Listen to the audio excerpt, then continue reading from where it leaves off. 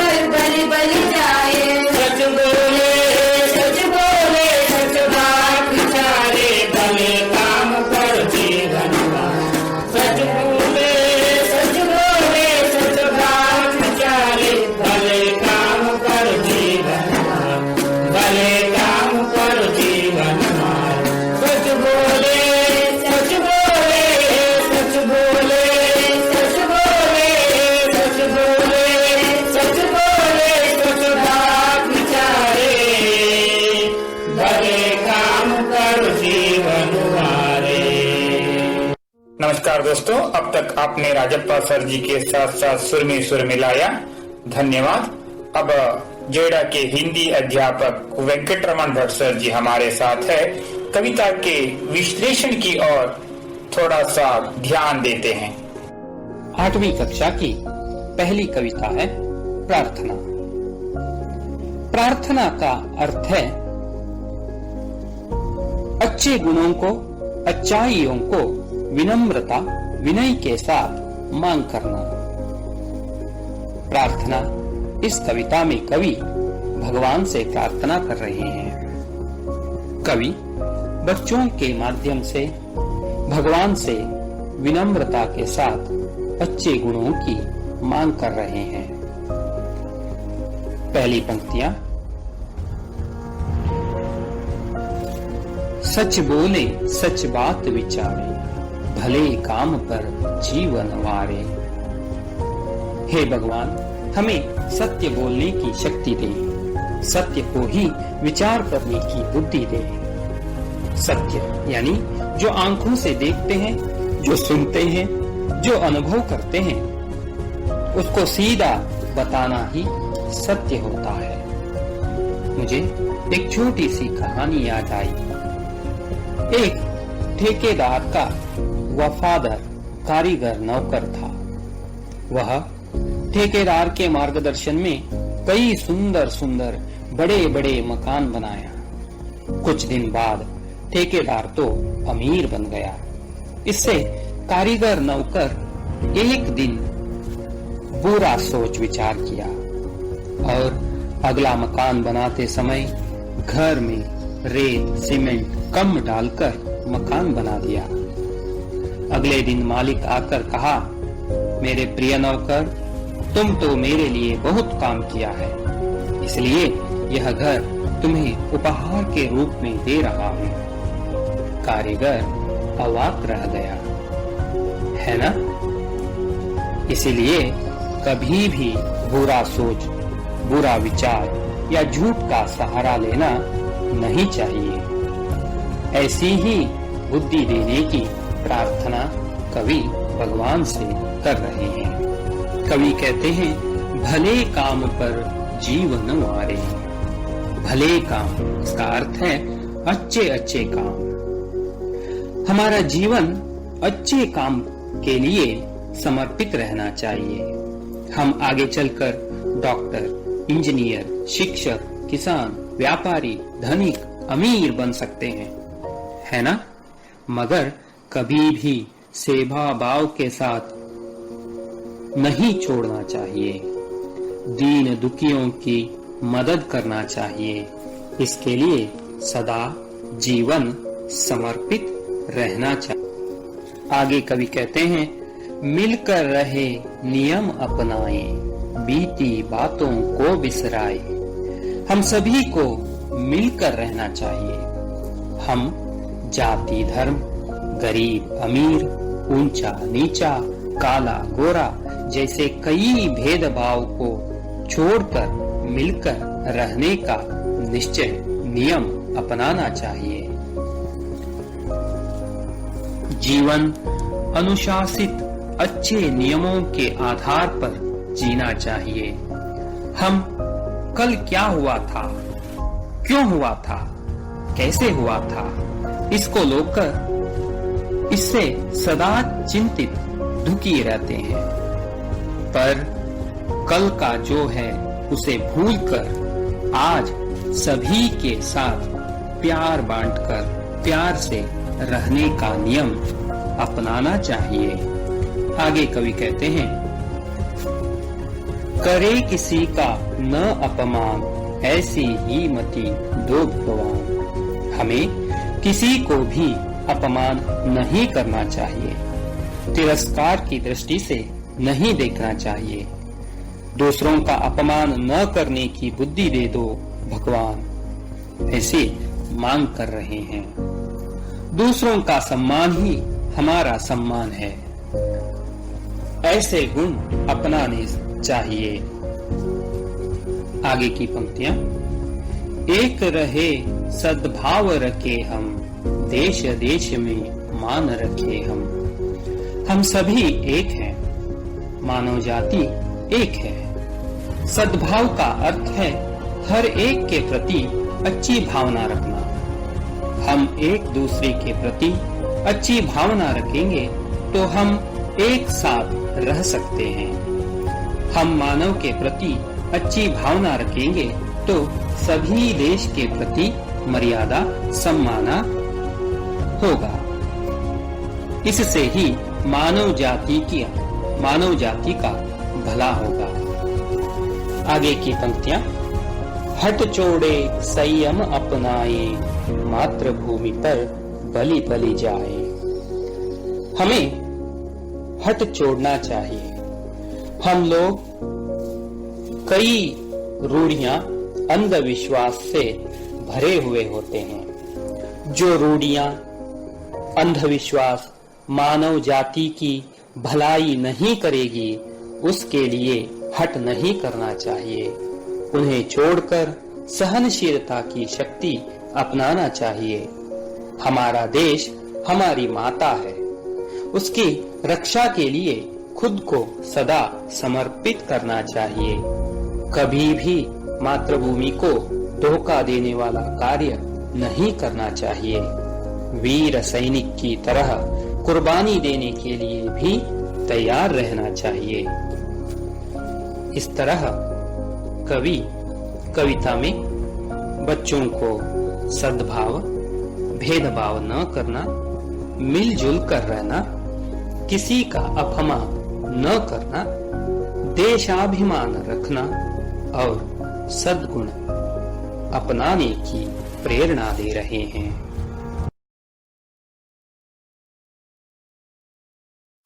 अब तक वेंकटरमण सर जी ने प्रार्थना कविता के बारे में ढेर सारा विषय बताया है। इसके आधार पर प्रार्थना कविता के आशय को हम इस तरह से कह सकते हैं, छोटे बड़े का भेदभाव न रखते हुए सबके साथ मिलजुल कर रहना चाहिए। किसी का अपमान नहीं करना चाहिए और अपने देश के प्रति अभिमान रखना चाहिए। मनुष्य जीवन में सद्भाव का प्रधान स्थान है। ಅಂದ್ರೆ ಚಿಕ್ಕವರು ದೊಡ್ಡವರು ಎನ್ನುವಂತಹ ಭೇದ ಭಾವವನ್ನ ಮಾಡದೇನೆ ಎಲ್ಲರ ಜೊತೆಯಲ್ಲಿ ಸೇರಿಕೊಂಡು ಇರಬೇಕು. ನಮ್ಮ ದೇಶದ ಕುರಿತು ಯಾವಾಗಲೂ ನಾವು ಅಭಿಮಾನವನ್ನ ಇಟ್ಟುಕೊಂಡಿರಬೇಕು. ಮನುಷ್ಯ ಜೀವನದಲ್ಲಿ ಸದ್ಭಾವನೆಗೆ ಪ್ರಧಾನವಾದ ಸ್ಥಾನವಿದೆ ಅನ್ನುವಂಥದ್ದನ್ನ कवि ಇಲ್ಲಿ ಹೇಳೋದಕ್ಕೆ इष्टपड़ता इन्होंने। सुने हुए अंश के आधार पर अगर हमसे कहा जाएगा कविता के सार लिखो तो हमें क्या क्या लिखना पड़ेगा, आइए इस बारे में भी छोटी सी जानकारी हासिल करते हैं। सच बोले सच बात विचारे, भले काम पर जीवन वारे। इसका मतलब होगा कवि भगवान से प्रार्थना कर रहे हैं कि हमेशा मेरे सोच विचार और आचार में सच रहे, जीवन में हमेशा अच्छा काम कर सकूं ಅಂತಂದ್ರೆ ಕವಿ ಭಗವಂತನಲ್ಲಿ ಪ್ರಾರ್ಥಿಸ್ತಾ ಇದ್ದಾನೆ. ಏನಂತ ಪ್ರಾರ್ಥಿಸ್ತಾ ಇದ್ದಾನೆ? ಯಾವಾಗಲೂ ನನ್ನ ಆಚಾರ ವಿಚಾರಗಳಲ್ಲಿ ಸತ್ಯ ಇರಲಿ, ಜೀವನದಲ್ಲಿ ಯಾವಾಗಲೂ ಒಳ್ಳೆಯ ಕೆಲಸವನ್ನೇ ನಾನು ಮಾಡುವಂತಾಗಲಿ। मिलकर रहें, नियम अपनाएं, बीती बातों को बिसराएं। मतलब किसी के प्रति द्वेष भावना है तो उसे भूल कर मिलजुल कर रह सकूं। ಇನ್ನೊಬ್ಬರ ಕುರಿತಾಗಿ ನಾವು ಯಾವುದೋ ಒಂದು ಹಳೆ ದ್ವೇಷವನ್ನ ಇಟ್ಕೊಂಡಿದ್ರೆ ಅಂತಹ ದ್ವೇಷ ಭಾವನೆಯನ್ನ ಮರೆತು ಎಲ್ಲರೊಟ್ಟಿಗೆ ಸೇರಿ ಬಾಳುವಂತಾಗಲಿ। छोटे बड़े सभी मिल जाए, गिरे हुए को तुरंत उठाए। मतलब सबको एक समान मानकर, यानी यहाँ पर छोटे बड़ों में अंतर नहीं होना चाहिए, सबको एक समान मानकर जो कष्ट में है उसकी मदद कर सकूं।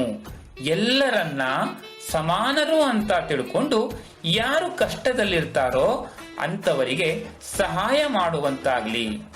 करे किसी का ना अपमान, ऐसी ही मति दो भगवान। मतलब भगवान मुझे किसी का अपमान न करने की बुद्धि दो ಅಂತಂದ್ರೆ ಭಗವಂತ ಯಾರಿಗೂ ನನಗೆ ಅವಮಾನ ಮಾಡುವಂತಹ ಬುದ್ಧಿಯನ್ನ ಕೊಡಬೇಡ.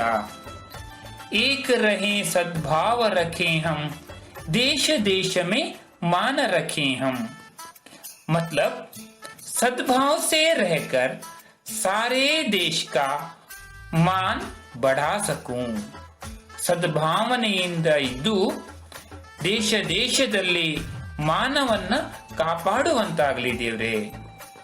हट छोड़े संयम अपनाए मातृभूमि पर बलि बलि जाए मतलब हे भगवान मुझे संयम दो जिससे मैं अपना हट छोड़ सकूं.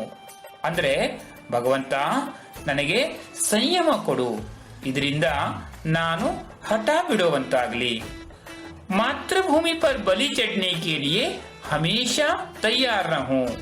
ನನ್ನ ಮಾತೃಭೂಮಿ ಏನಿದೆ ಈ ಮಾತೃಭೂಮಿಗಾಗಿ ಬಲಿದಾನ ನೀಡೋದಕ್ಕೆ ನಾನು ಸದಾ ಸಿದ್ಧವಾಗಿರುವಂತಹ ಶಕ್ತಿಯನ್ನ ಕೊಡು ದೇವರೇ. मैं समझता हूँ आपको कविता समझ में आई होगी. हमारे ज्ञान को परखने के लिए प्रश्नोत्तर के साथ सुमा मैडम जी हमारे साथ है. प्रश्नोत्तर. एक वाक्य में उत्तर लिखिए. बीती बातें इसका क्या मतलब है? बीती बातें इसका मतलब गुजरी हुई बात. हमें कैसे रहना चाहिए? हमें मिलकर रहना चाहिए. हट छोड़कर हमें किसे अपनाना चाहिए?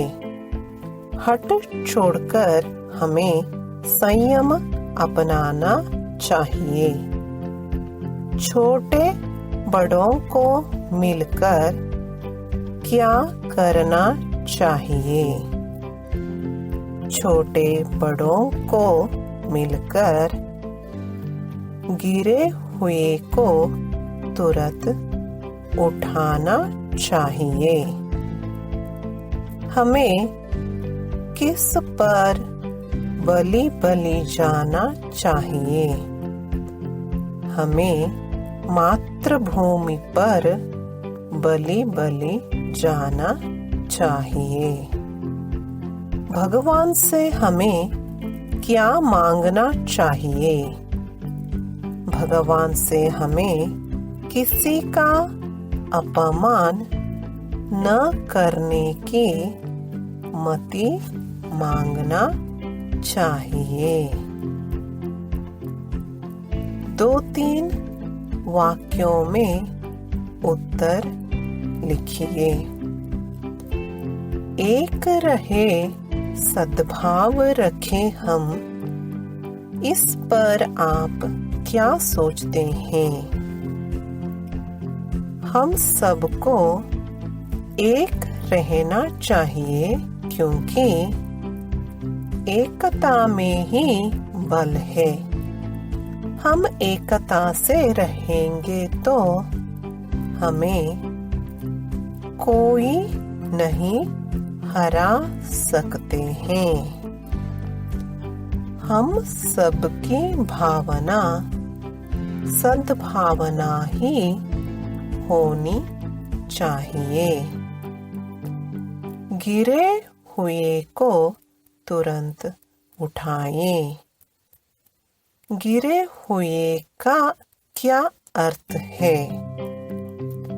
उसे कैसे उठाना चाहिए? गिरे हुए का अर्थ कष्ट में रहने वाले लोग. उन्हें मदद करते हुए उठाना चाहिए. हट छोड़े संयम अपनाए. इस वाक्य से क्या अर्थ प्रकट होता है? हमें किसी भी वस्तु के लिए हठ नहीं करना चाहिए। हर काम संयम से करना चाहिए। नमूने के अनुसार तुक वाले शब्द लिखिए। अपनाए, बिसराए, विचारे, वारे, उठाए, जाए, अपमान, भगवान। अब तक समय देने के लिए हम है हिंदी समूह के ओर से धन्यवाद। कविता का पुनर्मनन करेंगे इस गाने के साथ। सच बोले सच बात अरे भले काम पर जीवन वारे। सच बोले सच बात विचारे भले काम पर जीवन वारे। मिलकर रहे नियम अपनाए बीती बातों को बिसराए। सच बोले सच बात विचारे। छोटे बड़े सभी मिल जाए गिरे हुए को तुरंत उठाए। करे किसी का ना अपमान ऐसी हिम्मत दो भगवान। सच बोले सच बात विचारे। एक रहे सद्भाव रखे हम देश देश में मान रखे हम। हट छोड़े संयम अपनाए मातृभूमि पर बलि बलि जाए। सच बोले सच बात विचारे भले काम पर जीवन वारे। मिलकर रहे नियम अपनाए बीती बातों को बिसराए। सच बोले सच बात